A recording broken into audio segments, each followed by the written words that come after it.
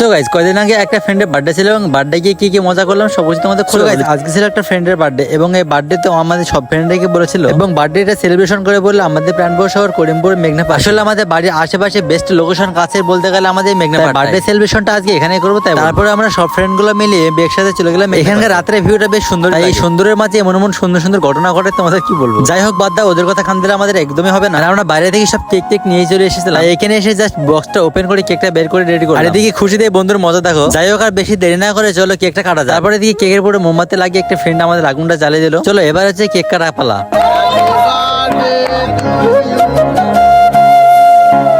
আর guys, তোমাদের একটা কথা বলতে ভুলে গিয়েছি, তোমরা যদি এই পার্কে আসতে চাও তো তোমরা ফ্রেন্ড সার্কেল নিয়ে আসো, ফ্যামিলি নিয়ে আসার ভুল একদমই করো না। যদি তোমরা ফ্যামিলি নিয়ে আসো তাহলে তোমাদেরকে দ্বিতীয়বার এই পার্কে আসতে দেবে বলে আমার মনে হয় না।